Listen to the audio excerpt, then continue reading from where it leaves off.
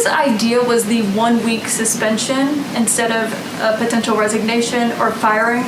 And how can you keep this person in a public-facing press relations role dealing with female reporters when he made such sexist comments to this female reporter reaching out for a request for comment?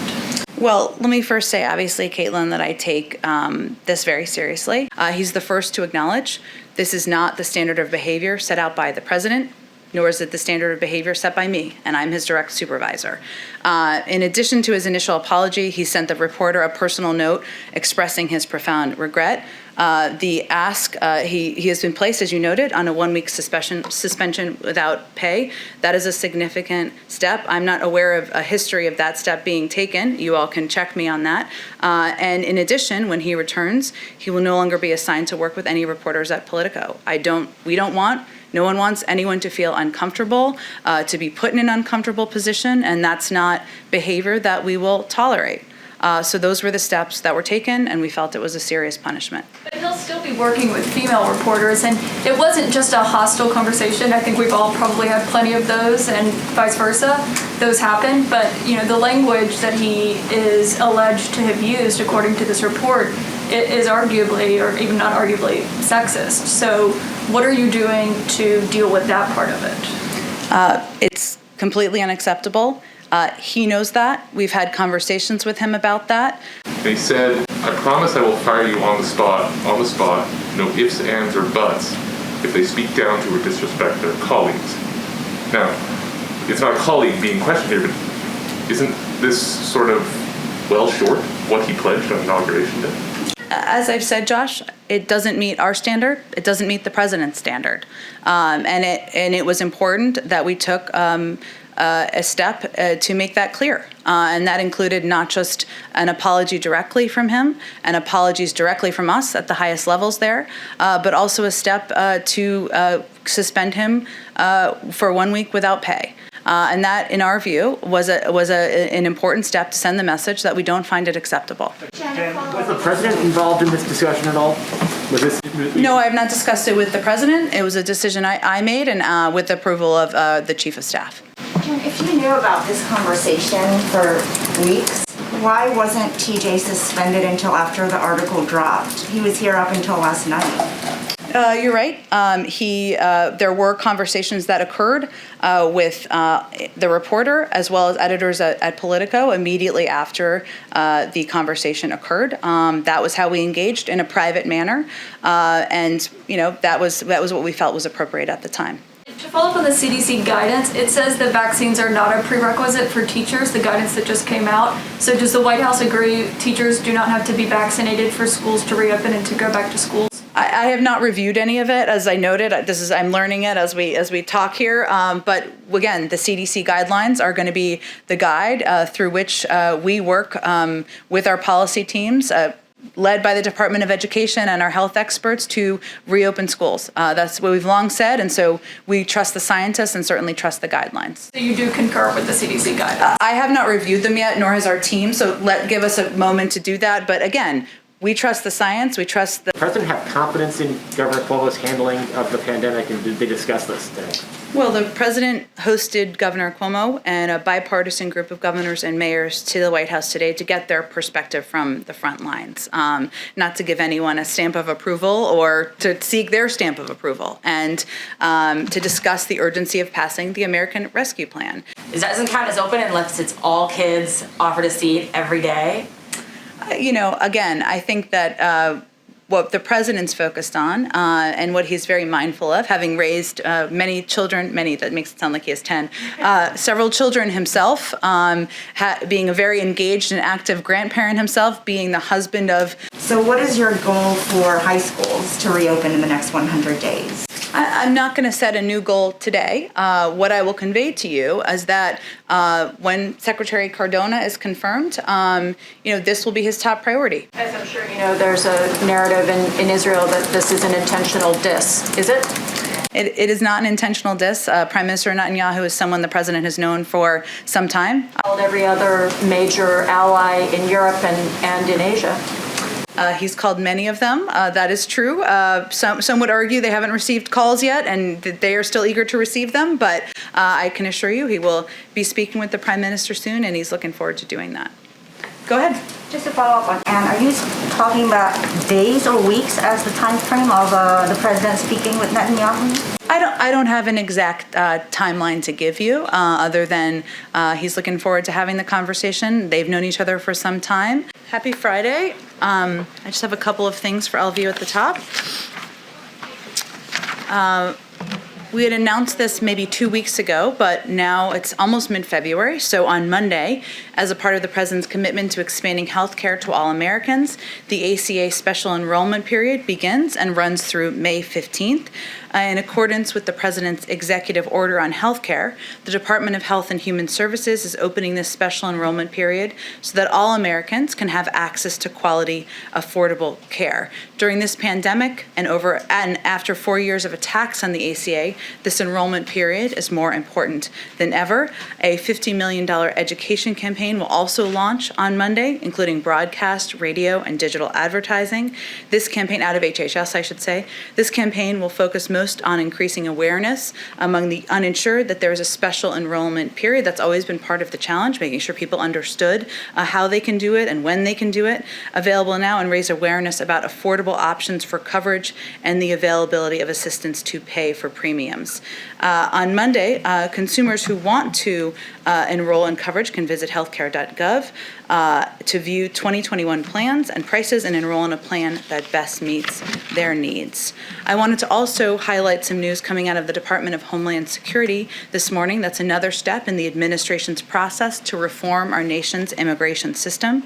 Beginning on February 19th, the Department of Homeland Security will take steps to begin processing individuals who, under the previous administration, had been forced to remain in Mexico under the Migrant Protection Protocol. I will note this news should not be interpreted as an opening for people to migrate irregularly to the United States.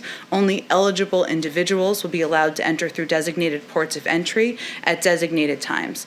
Through a whole-of-government approach, DHS, the State Department, and the Justice Department will collaborate with international partners to safely process, under the strictest COVID-19 parameters, eligible individuals to pursue their cases in the United States. And again, this begins on February 19th. Finally, in our venture to get you all a week ahead, as detailed as possible, next week the President will continue his engagement with both parties and with people across the country about the need to pass the American Rescue Plan and get relief to working families and more vaccines into arms faster. He will also continue his outreach to our allies around the world as he restores American leadership and advances our foreign policy for the middle class. On Tuesday, he will travel to Milwaukee, Wisconsin, where he will participate in a CNN town hall and take questions from Americans about the issues they are facing every day, including the pandemic and the ensuing economic crisis. Later in the week, the President will convene meetings at the White House about the critical need to pass the American Rescue Plan to support workers in struggling communities. I expect we'll have some more details on those over the coming days. And as I announced yesterday, at the end of next week, the President will deliver remarks at a virtual event hosted by the Munich Security Conference. He will speak on the importance of our transatlantic ties and the need for the United States and Europe to take on global challenges together. With that, Zeke, kick us off. Thank you, Jen. The governor of Montana announced that he was lifting the state's mask mandate, saying enough vulnerable individuals had already been vaccinated. Has the president had any direct outreach to governors, Governor Jim Forte there, but others, about mask wearing and mask mandates, and why not, if he has not? I don't have any calls specifically with the governor of Montana to read out, so I can check and see if he's engaged with him directly. The president has been very clear about the impact of wearing masks. He's obviously put in place a federal mandate, as you've referenced, that will ensure that they need to be worn on planes in certain public places as well, because it could save 50,000 lives.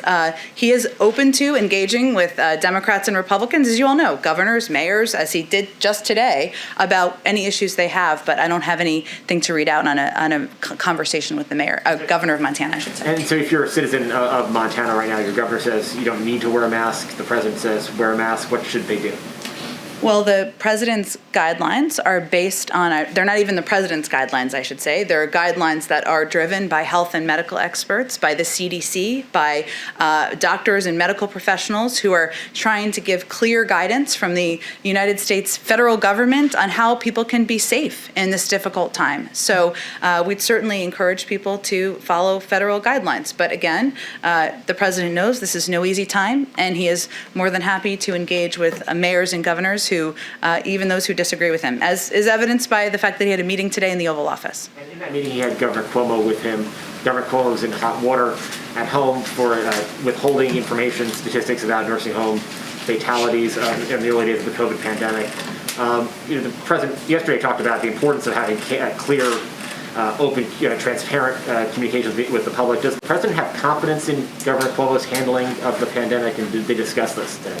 Well, the president hosted Governor Cuomo and a bipartisan group of governors and mayors to the White House today to get their perspective from the front lines, not to give anyone a stamp of approval or to seek their stamp of approval, and to discuss the urgency of passing the American Rescue Plan. And he's committed to partnering with governors and mayors. Governor Cuomo is, of course, the governor of one of the largest states in the country, one of the places where the pandemic hit hardest, the earliest, where there's still many Americans who are continuing to struggle to get vaccinated, to make ends meet, and so it was important to have him as a part of the meeting. And just one last one. NSC suggested that the administration was starting a review of Guantanamo Bay, the prison there. That was a promise back in 2008, 2009 of the Obama-Biden administration, and was never fulfilled. Will Guantanamo Bay be closed by the time President Biden leaves office? Well, that certainly is our goal and our intention, and we are 3 weeks in. I realize at a certain point I can't say that anymore, but we are still just 3.5 weeks in. So we are undertaking an NSC process, which is how it should work, through that to work with the interagency, I should say, to assess the current state of play that the Biden administration we've inherited from the previous administration. I would note that in order to see this process through completely and thoroughly, there are a number of key policy roles that still need to be filled within the interagency, including sub-cabinet policy roles at Defense, State, and the Justice Department, because there are many players from different agencies who need to be a part of this policy discussion about the steps forward. And there will be a robust interagency process, but certainly having those individuals in place will help move it forward. Go ahead, Steve. At the meeting today with airline executives, did they reach any conclusion as to whether all air passengers should be tested for COVID before flying? Well, that would be done through through a policy process internally. But as I conveyed yesterday, reports that there is an intention to put in place new requirements, such as testing, are not accurate.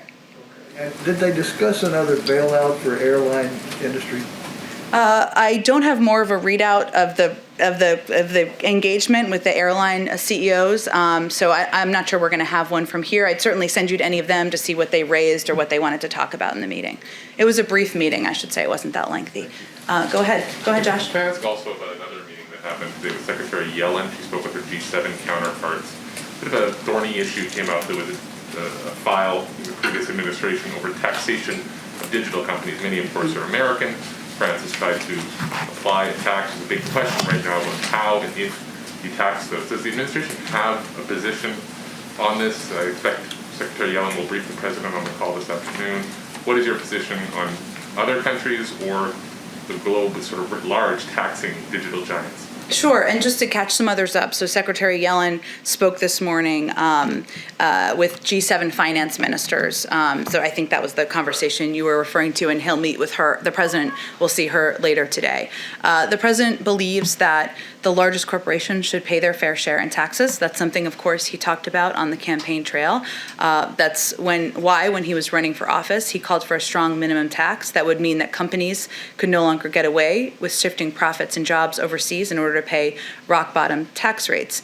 He also recognizes this is a global problem. and requires a global solution. And he wants to work on a multilateral basis to achieve reform that will strengthen the U.S. economy and benefit U.S. workers. So it's something obviously he remains committed to, but in terms of this next steps forward, obviously that will include a policy process internally, but also working with counterparts around the world. What would that mean, though, if other countries seek to impose these levies that would affect American companies? President Trump had threatened retaliatory tariffs, for instance, on France.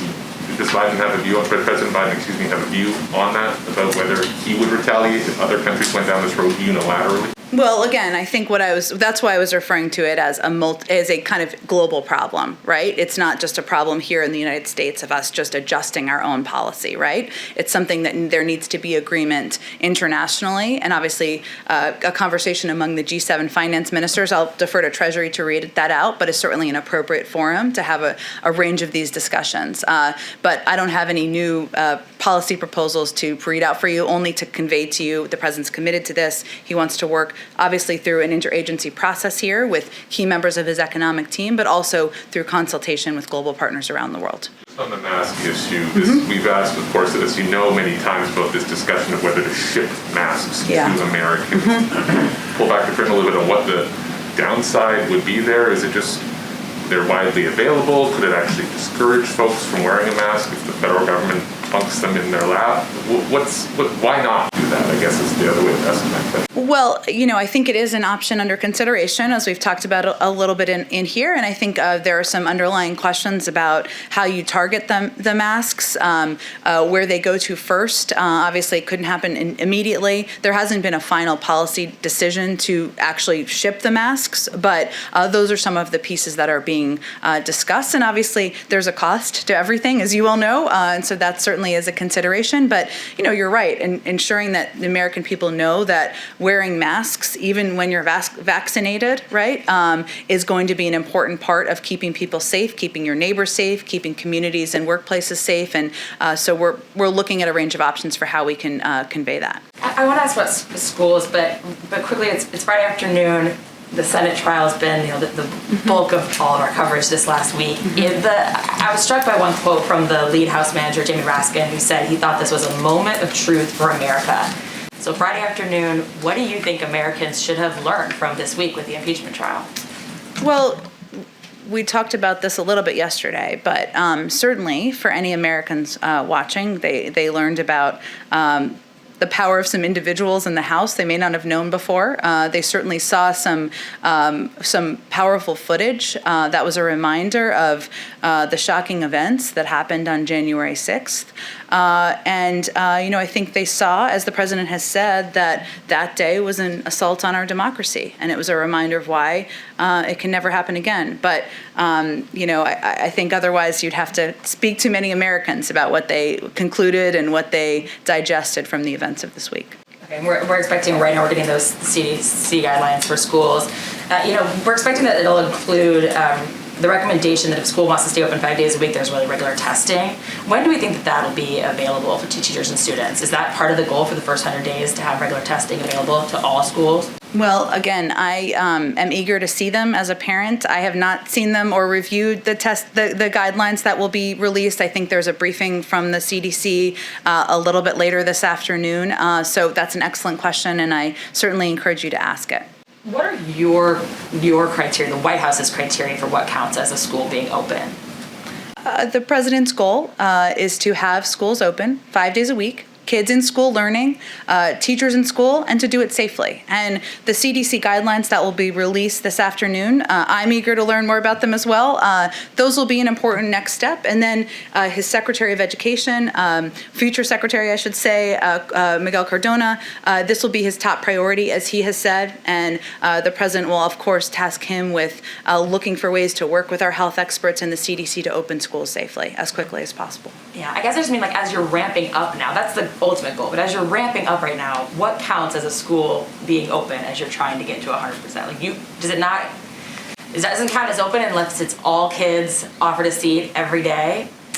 Again, I think that what the president's focused on and what he's very mindful of, having raised many children, that makes it sound like he has 10, several children himself, being a very engaged and active grandparent himself, being the husband of a teacher who knows how valuable it is to be in person, is to return how schools were before the pandemic. But we are also going to be guided by science. We are going to be guided by our medical experts. We are going to be guided by the guidelines of the CDC.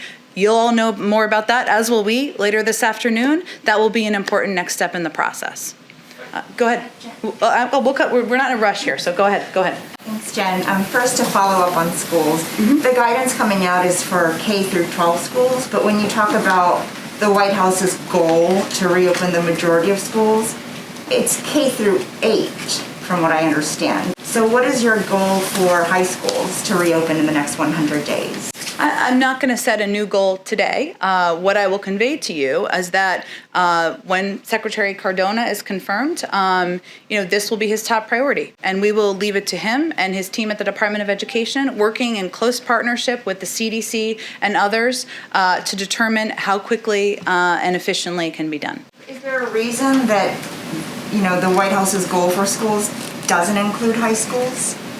I would defer. I would suggest you ask the CDC about whether there are differences between the schools. I'm sure that's a question that might come up, but we'll see, and hopefully you'll get a question if that's the one you want to ask. Thank you. And then on impeachment, this morning President Biden said he was anxious to see what his Republican friends would do and if they stand up.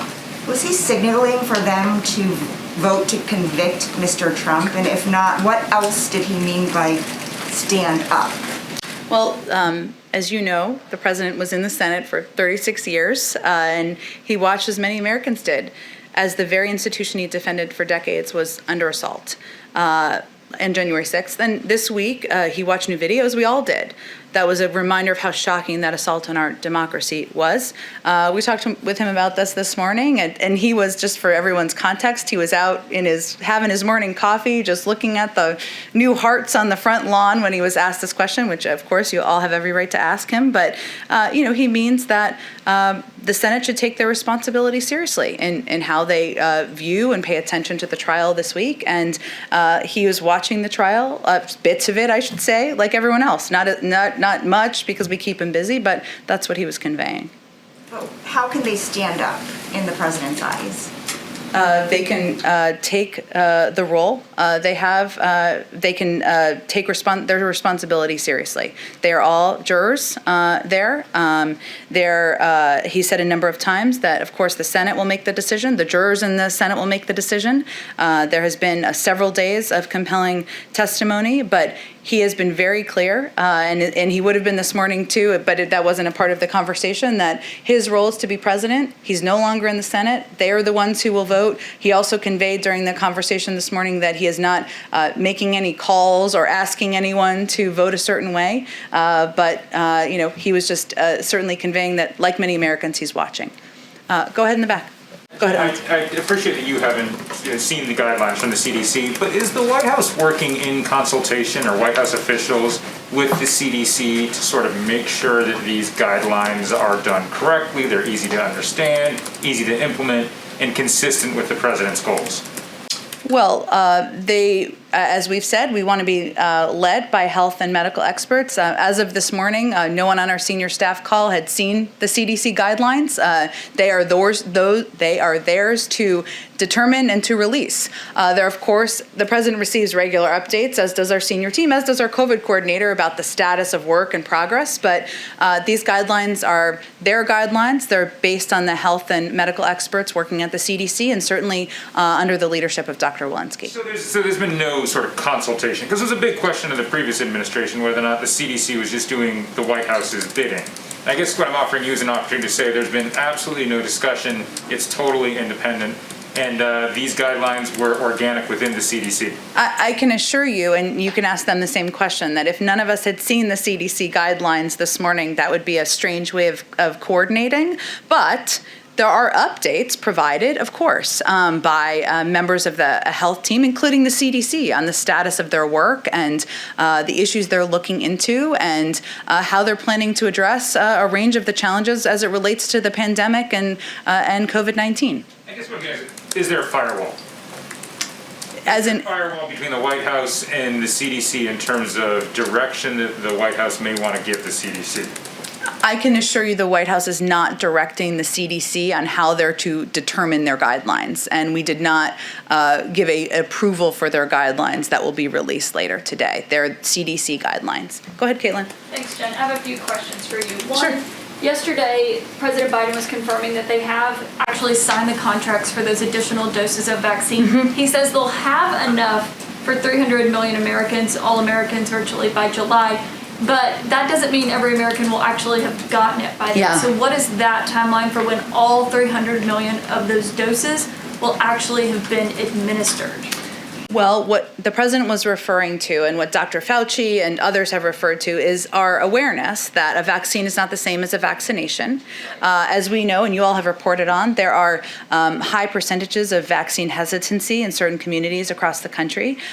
We have our eyes wide open about the challenge of addressing that and ensuring that as we get to the point of we are focused now on reaching these communities, but it doesn't mean that just because we have the vaccines, everybody will be vaccinated. So I can't give you a prediction of when everybody will be vaccinated. It really depends on how effective the effort is, not just from here, but locally and in partnership with local public health officials and through the massive public campaign we're going to run is on ensuring we're making sure the American people know it's safe, it's effective, and where they can get their vaccine. To follow up on the CDC guidance, it says that vaccines are not a prerequisite for teachers, the guidance that just came out. So does the White House agree teachers do not have to be vaccinated for schools to reopen and to go back to schools? I have not reviewed any of it, as I noted. I'm learning it as we talk here. But again, the CDC guidelines are going to be the guide through which we work with our policy teams, led by the Department of Education and our health experts, to reopen schools. That's what we've long said, and so we trust the scientists and certainly trust the guidelines. So you do concur with the CDC guidance? I have not reviewed them yet, nor has our team, so give us a moment to do that. But again, we trust the science, we trust the scientists, we trust Dr. Walensky and the team leading the CDC. We've long said that. We haven't reviewed them yet, so it's hard for me to do this in a piecemeal way, but we certainly believe they will be an important step to moving the process forward. Okay, and one more question. A deputy of yours has been suspended for a week without pay for comments he made to a female reporter bullying her after she reached out for a request for comment on a story. Whose idea was the 1 week suspension instead of a potential resignation or firing? And how can you keep this person in a public-facing press relations role dealing with female reporters when he made such sexist comments to this female reporter reaching out for a request for comment? Well, let me first say, obviously, Caitlin, that I take this very seriously. I'm a woman, obviously, but I've been in this town working in press and communications for nearly 20 years, almost 20 years. And I think many of you know me and have worked with me closely. And many of you know many people in this building, including the president, who take these allegations quite seriously. TJ Ducklow, who is the deputy who you're asking about, has apologized to the reporter quite shortly after the comments were made. He had a heated conversation about a story related to his personal life. I'm not saying that's acceptable, but I just want to be clear that it was not about an issue related to the White House or a White House policy or anything along those lines. He's the first to acknowledge this is not the standard of behavior set out by the president, nor is it the standard of behavior set by me, and I'm his direct supervisor. In addition to his initial apology, he sent the reporter a personal note expressing his profound regret. He has been placed, as you noted, on a 1 week suspension without pay. That is a significant step. I'm not aware of a history of that step being taken. You all can check me on that. And in addition, when he returns, he will no longer be assigned to work with any reporters at Politico. No one wants anyone to feel uncomfortable, to be put in an uncomfortable position, and that's not behavior that we will tolerate. So those were the steps that were taken, and we felt it was a serious punishment. But he'll still be working with female reporters, and it wasn't just a hostile conversation. I think we've all probably had plenty of those, and vice versa. Those happen, but the language that he is alleged to have used, according to this report, it is arguably, or even not arguably, sexist. So what are you doing to deal with that part of it? It's completely unacceptable. He knows that. We've had conversations with him about that.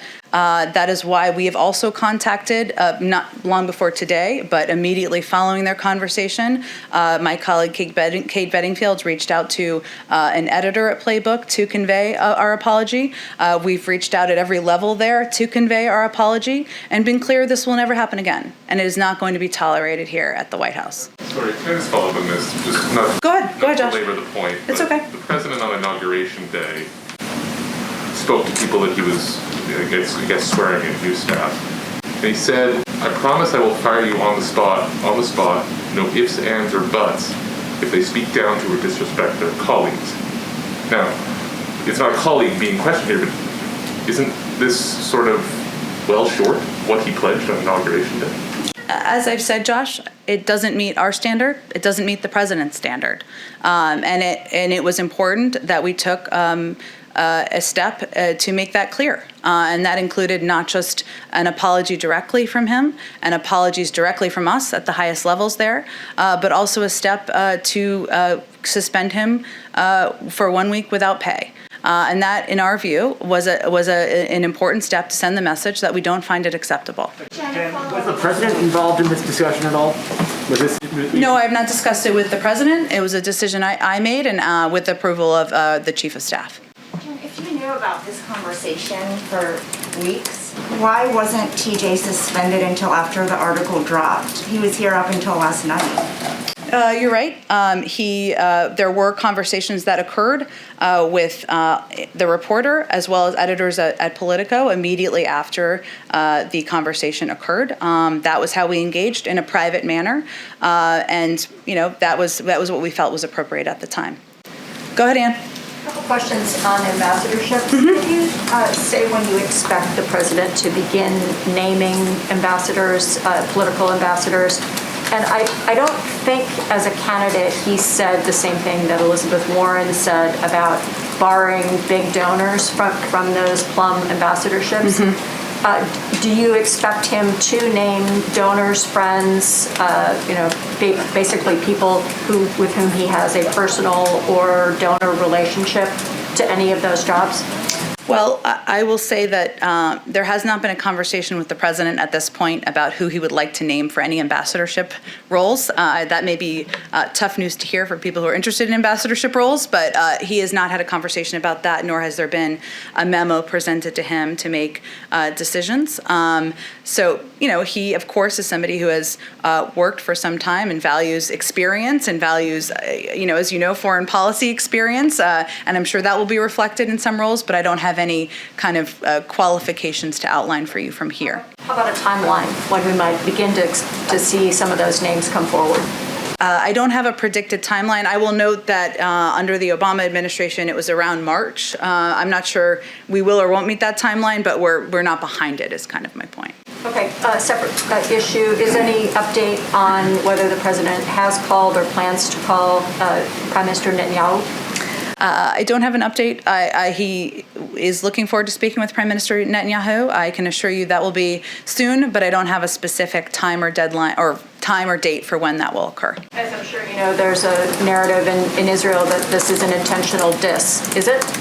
It is not an intentional diss. Prime Minister Netanyahu is someone the president has known for some time. Obviously, we have a long and important relationship with Israel, and the president has known him and has been working on a range of issues that there's a mutual commitment to for some time. It is just a reflection of the fact that we have been here for 3.5 weeks. He's not called every single global leader yet, and he is eager to do that in the weeks ahead. Called every other major ally in Europe and in Asia. He's called many of them. That is true. Some would argue they haven't received calls yet and that they are still eager to receive them. But I can assure you he will be speaking with the Prime Minister soon, and he's looking forward to doing that. Go ahead. Just to follow up on Anne, are you talking about days or weeks as the time frame of the president speaking with Netanyahu? I don't have an exact timeline to give you, other than he's looking forward to having the conversation. They've known each other for some time. There are certainly areas of mutual interest, and as soon as he makes that call, we will let you all know. Give us further details about the conversation that National Security Advisor Jake Sullivan had with his Israeli counterpart I believe, to discuss Iran yesterday? I don't have additional details on that. I'm happy to talk to Jake and see if there's more we can read out for all of you. Great. And still on the issue of the Middle East, I mean, I know that you're saying that, things are still under review, including policies like the Abraham Accords. But can you please just give a broad sense of what the administration is trying to achieve in the Middle East? For example, does the administration still consider the Saudis and the Israelis important allies? Again, I think there are ongoing processes and internal interagency processes. One that I think, confirmed an interagency meeting just last week to discuss a range of issues in the Middle East. We've only been here 3.5 weeks, and I think I'm going to let those policy processes see themselves through before we give kind of a complete laydown of what our national security approaches will be to a range of issues. Just to follow up on another issue, I have 2 more questions, actually. Go ahead, it's okay, go ahead. So the sister of the Saudi activist, Lujan Al-Hatul, said that President Biden's victory helped secure her sister's release. Mm-hmm. Did the administration have any role in securing her release? Well, we certainly thought it was a very positive step, and one that National Security Advisor Jake Sullivan spoke to on Twitter. I hate for that to be the reference, but that is where he put out a comment on it. I don't have any more specific details to read out for you, but when I follow up with him on your other question, I'm happy to ask him about that. Just one more. Can you make a comment or give a response on China's banning of the BBC World? Certainly our view is that the freedom of speech, the freedom of media is something that should be prevalent around the world, and it's something that we aim to project from here, and we raise at every opportunity with our counterparts around the world as well. Go ahead in the back. Jen, a report has emerged. Russia has this week arrested and detained 2 gay men and forcibly returned them to Chechnya, where they were escaping persecution. Will the president, consistent with his bringing up the SolarWinds hacks, the election interference, bounties on U.S. troops, confront Vladimir Putin on anti-LGBTQ human rights abuses? Well, the president is not afraid to make clear to President Putin areas where he has disagreement, areas where he has concern. I would suspect that because he spoke with President Putin a week or 2 ago, that the next contacts with the Russians would be at a lower level, either at the State Department or other officials. So I'd point you to them for a more up-to-date response or on our engagement there on that particular issue. What about sanctions? Would that be on the table for anti-LGBTQ abuses in Russia or elsewhere? There's a review that's ongoing about a range of problematic actions that have been taken by the Russians, and I'm not going to get ahead of that process. Go ahead. Oh, sorry. I will get to everybody, but why don't you go here in the front so I just don't lose track. Sure. Go ahead. The president has been especially quiet on Iran since taking office. Time is running out. He answered a question last Sunday about it. Well, yeah. It's been a long week. Well, that was one question, one short answer, but he didn't talk much about his strategy, and time is running out for nuclear diplomacy. European allies are voicing their concern. When can we expect to hear from the president about his strategy towards Iran, beyond just asking for compliance? Well, I think a primary step here, as the president noted, is if Iran comes back into full compliance with its obligations under the JCPOA, the United States would do the same, and then use that as a platform to build a longer and stronger agreement and also address areas of concern. This is also a topic that is discussed in his conversations with key European partners and allies as well, given their important role in the P5+1. That would be the negotiating body, of course, if we were to move to this step again. But the ball is in their court, and he has spoken to that. I'm not sure there's a lot to add at this moment in time. Okay, go ahead. Thank you, Jen. I just want to bring you back to the president's speech at the State Department last week. Sure. He talked about a summit of democracy early in his administration to defend democracy globally. When will this happen? Early. What does early mean, and what form would it take? How do you defend democracy? What form will the summit take? Yes, what form the summit would take, but how would you do this? Yes, first, what form the summit will take, and how do you defend democracy otherwise than sending the message that you want to defend democracy? Well, if it's anytime soon, I suspect it will be a remote summit, but I don't have a date for you or a format of what that summit will look like. Certainly understand your interest, but we don't have any more specifics at this point in time. Other topic, when you talk, it's a bit of follow-up about global posture review, led by Secretary Austin, so that the military footprint will be aligned with the foreign policy. Does the president want to bring back troops? The troops.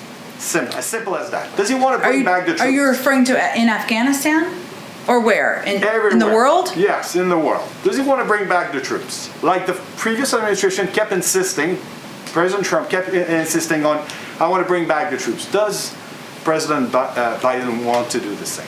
Look, I think the president looks at our engagement in the world through each circumstance, and certainly there are troops serving around the world in different capacities.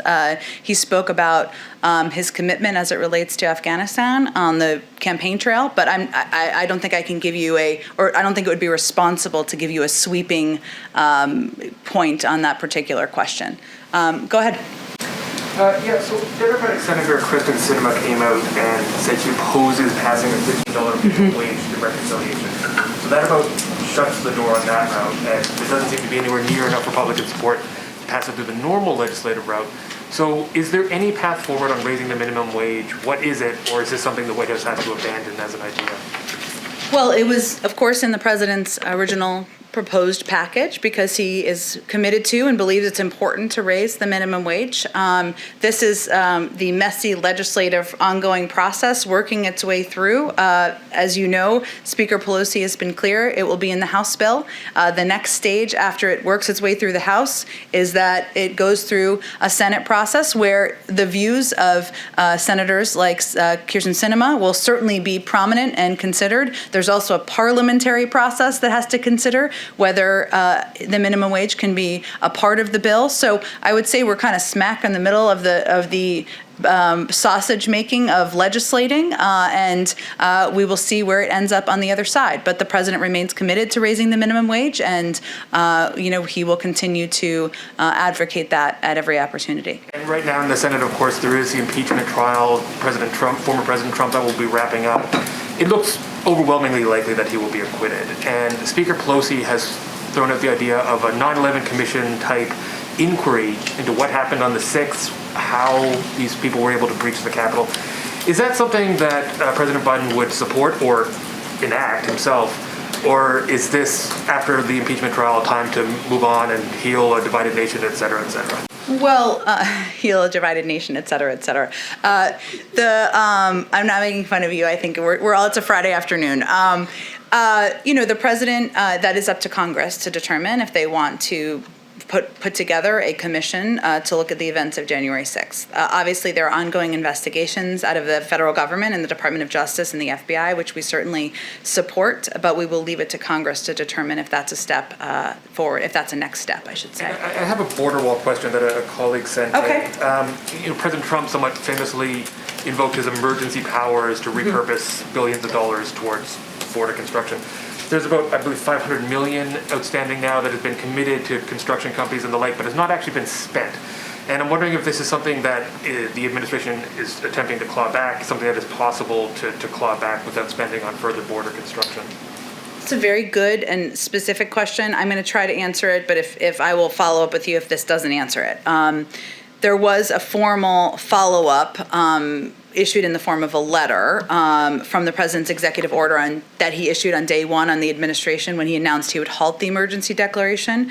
So as he said all along, the declaration of a national emergency at our southern border was unwarranted. He took formal steps to follow up on his executive order to end the declaration so that no more American tax dollars could be wasted on a border wall that does nothing to address or reform issues in our immigration system. So it's halted now. I think you're asking, though, about if there's money or tell me more about your question. Money that's been committed but not yet actually spent, and whether those, I guess, contracts could be canceled or recouped. I suspect that's going to be a specific question for the Department of Homeland Security to answer, but let us see if there's a specific answer we can get for you on that pot of money. This will be my last one. Go ahead. I just want to throw one out for the Canadians. The purchase of more vaccine from European suppliers. We're in this global race for supply, and this was from a Canadian reporter who asked this, and Canada's struggling to procure vaccine because they have no domestic capacity. The U.S. does. And I'm wondering whether President Biden has faced any pushback from world leaders about essentially hogging the global supply. I think the president has been clear publicly and certainly privately if the conversation comes up that his focus now is on ensuring that the American people are vaccinated. We've obviously rejoined the World Health Organization. We recognize and the president feels that it is vital and essential to ensure that as many people around the world are vaccinated. That will keep everybody safer. But his first priority is ensuring vaccines are in the arms of Americans, including 100 million shots in the first 100 days. Go ahead in the back. Thank you, Jen. Sticking with vaccines, some states have been reporting that COVID doses are going to waste. Is the White House discussing a plan or even a proposal to mitigate this and to reduce the amount of discarded doses? Well, certainly those reports are concerning to us. There was a report, I think it was overnight or this morning, about, I think if it was wasted masks. Now I'm kind of speaking out of turn here. What I'm trying to say is when we get reports like these from states or localities, we work to address them as quickly as possible, right? To ensure that whatever prompted that, whether it's a delivery issue, a supply issue, is it an issue of not having enough vaccinators? It can differ from state to state. So we work to address those issues as quickly as possible. And certainly it's concerning when we hear about doses that are wasted. Sorry. Sure, go ahead. I'll pick up on that question about Canadian vaccine distribution. Russia and China have developed homegrown vaccines that they have distributed globally. What steps is the president taking to ensure that the U.S. position on the geopolitical stage is not diminished by its refusal to share some of these vaccines abroad right now? Well, certainly we've seen attempts by other countries, China and Russia, to use vaccines as a means of making progress diplomatically. The president is engaged with a range of leaders around the world, conveying how he wants to return the United States to have a central seat on the world stage, and we're working to do that through a range of actions. But we watch those actions with concern. I can see if there's more to report from our national security team. And then separately, a lot of discussion about phone calls with potential with Bibi Netanyahu, but is the president willing to even pick up the phone and talk with MBS of Saudi Arabia? Is that even on the table in the cards given his involvement in the Khashoggi murder? Well, obviously, there's a review of our policy as it relates to Saudi Arabia. There's not a call planned that I'm aware of, but I can speak with our team if there's something more significant than that to report. Go Does ahead. he also plan to talk to the Palestinian leadership to more rebalance that relationship? To get involved in a Middle East peace process, perhaps. I don't have any calls to predict for you or read out. These are all excellent questions. I'll see if there's more we can get from our national security team on planned future calls, which I know there's a great deal of interest in. Bounce around a little bit on the global response to the pandemic. Sure. The IMF is urging the Biden administration to reverse previous decision to not boost resources to help developing nations who've been, of course, battered economically as well as health-wise by the pandemic. Do you have any view on that? Should the IMF be doing more to help, nations worldwide who are feeling the financial brunt of this and don't have the resources of their own the way the U.S. does? It's a great question. I just want to talk directly to our international economic team about it to make sure we get you a very specific answer, I should say. Go ahead. Follow up on vaccines. Sure. Following the announcement yesterday. When will we have an update on how much of the Johnson & Johnson vaccine will get out the gate? Because I know an EUA is, likely to come at any moment. You mean what a federal order would be of the Johnson & Johnson vaccine, or because if it goes through the full approval? Correct, because we're in that window of 3 weeks. So I know previously the administration wanted to give those figures out to states so they could plan ahead. That is certainly our objective. Remember that we have, though, enough of the Moderna and Pfizer vaccine to vaccinate every American by the summer. So we will continue to be in a position where we're giving states a heads up of a couple of weeks on in order for them to better plan. We'll wait for the approval process to see itself through before additional announcements are made. And my second quick one my second quick one, on vaccines and herd immunity is the president and you keep saying that the hope is to get shots in arms by the end of the summer, which would put us at normalcy or the hope of herd immunity around 7 to 8 weeks after that. Is that a realistic timeline that you're talking about internally? I'm going to let Dr. Fauci and others speak to a timeline for herd immunity. I think we will have enough vaccines to provide, to vaccinate 300 million Americans by the end of the summer. We obviously announced yesterday that we moved that capacity up a month earlier, which is certainly a positive development. But again, part of this goes to Caitlin's question earlier about vaccine hesitancy and our effectiveness and our ability to convey to many communities that this is safe, this is effective, this is how they can get their vaccine, and we don't have an assessment of that yet. COVID and the border. Yeah, go ahead. You said that in the change of policy announced yesterday, that asylum seekers coming in will be tested. Is widespread testing available for Customs and Border Patrol agents? And do you know what percentage of frontline DHS border agents have been vaccinated? You'd have to, I'd send you the Department of Homeland Security for that specific question, who oversees those Border Patrol agents. Just to follow up on your statement to Zeke, I just want to make sure I understand. You said that the administration is looking with concern at vaccine diplomacy being done by China and Russia. Mm-hmm. But do you find the idea that there are countries who are able to help developing nations access vaccines? Do you look at that with concern as well, or are you separating the actual? I'm separating them. But I mean, how could you separate it? I mean, well, you're familiar with global issues around the global stage. I think what Zeke or whomever asked the question was asking about was countries like China or Russia who have at times used aid to bring other countries their way in a way that controls them, a way that okays unacceptable behavior, whether it's a violations of human rights or media freedoms. We wouldn't find that to be acceptable. At the same time, we've obviously rejoined the World Health Organization. We believe, as I said earlier, that it's important and it makes the country safer, the world safer for more people across the world to be vaccinated. So we certainly separate them, and that is hence, as you well know, how you have to view global diplomacy. But I think the question was specifically about those countries for a reason. Thank you, everyone. Thanks so much. From a Japanese colleague, quickly. Okay, go ahead. He's asking if the White House has a reaction to the resignation of Yoshiro Mori, the head of the Tokyo Organizing Committee, who had the sexist comments on the fact that women talk too much in meetings. We certainly didn't approve of those comments. Let me work to get you a more specific reaction from our team. Thank